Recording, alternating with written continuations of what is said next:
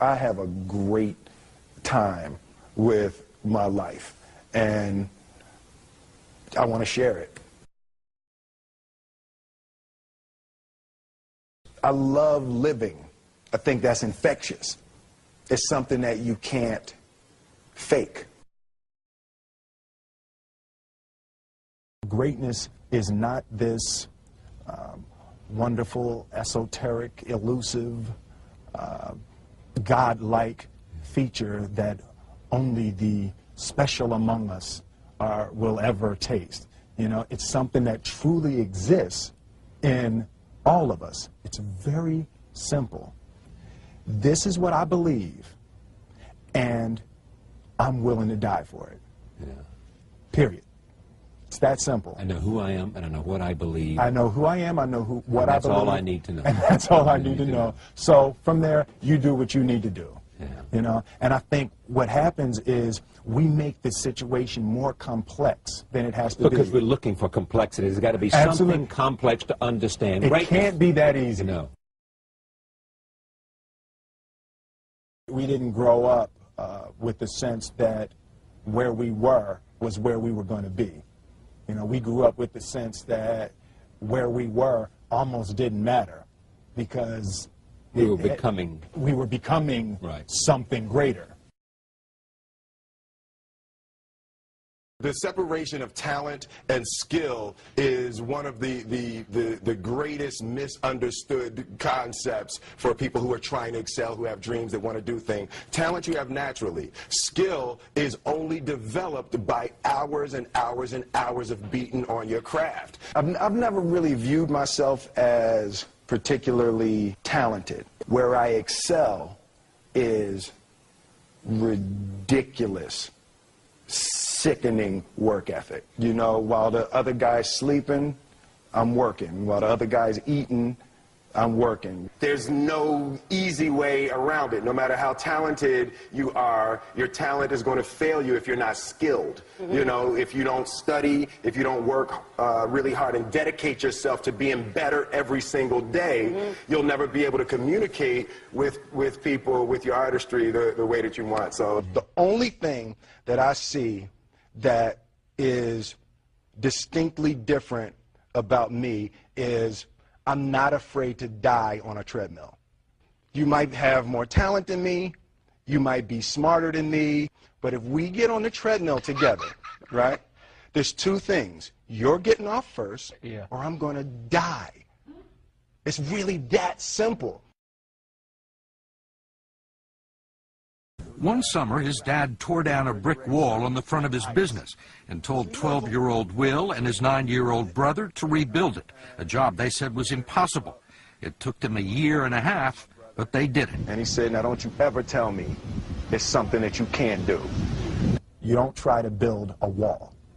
You don't set out to build a wall. You don't say, I'm going to build the biggest, baddest, greatest wall that's ever been built. You don't start there. You say, I'm going to lay this brick as perfectly as a brick can be laid. Yeah. And you do that every single day. And soon you have a wall. And soon you have a wall.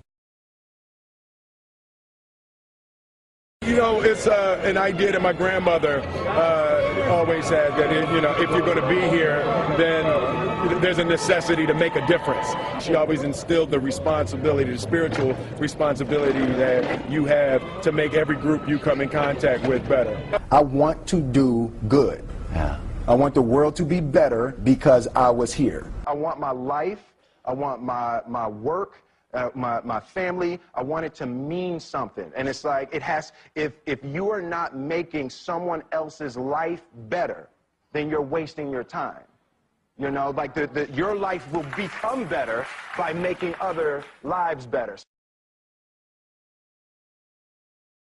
I want to represent an idea. I want to represent possibilities. I want to represent the idea that you really can make what you want. One of my favorite books is The Alchemist, Paulo Coelho, and I just believe that.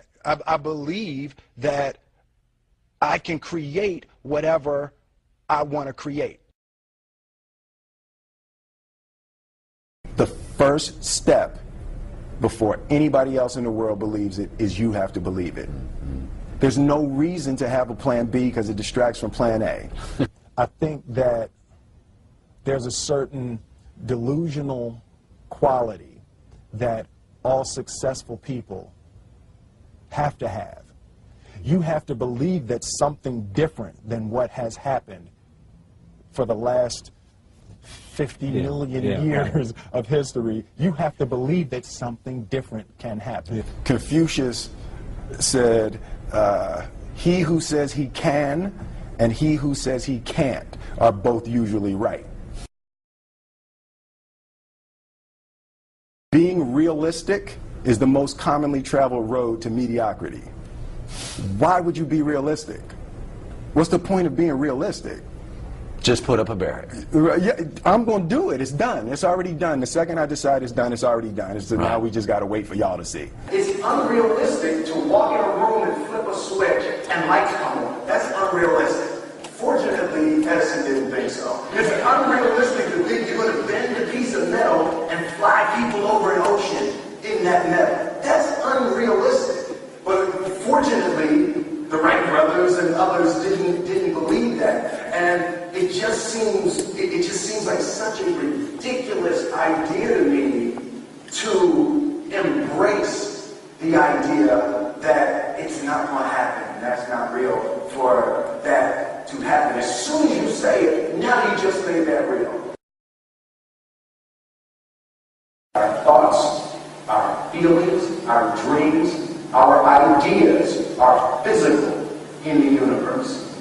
That if we dream something, if we picture something, if we commit ourselves to it, that is a physical thrust towards realization that we can put into the universe. That the universe is not a thing that's going to push us around. That the world and people and situations are not something that are going to push us around. That we are going to bend the universe and command and demand that the universe become what we want it to be. I study the patterns of the universe. There's a redemptive power that making a choice has, you know, rather than feeling like you're at effect to all the things that are happening. Make a choice, right? You just decide what it's going to be, who you're going to be, how you're going to do it. Just decide. And then from that point, the universe is going to get out your way. It's like it's water. It wants to move and go around stuff. You know. There's a flow of the universe that I've grown to know just how to go with it. I realize that to have the level of success that I want to have, it's difficult to spread it out and do multiple things. It takes such a desperate, obsessive focus. You really got to focus with all of your fiber and all of your heart and all of your creativity. I'm motivated by fear. Fear. You know? Fear of what? Fear of fear. I hate being scared to do something. And I think what developed in my early days was the attitude that I started attacking things that I was scared of.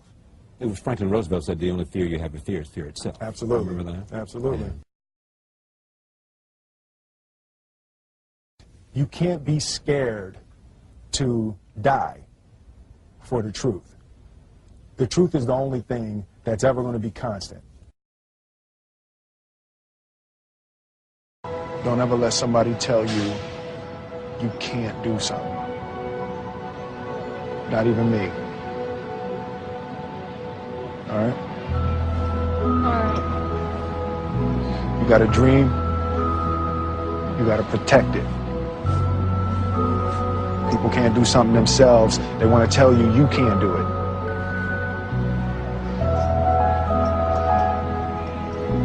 You want something, go get it. Period. Well, I hope you got value from that. I know I sure did. And ladies and gentlemen, my wish for you is that you decide to become a network marketing professional. You decide to go pro, because it is a stone cold fact that we have a better way. Now let's go tell the world. Everybody have a great day, and I'll see you next time. Bye-bye.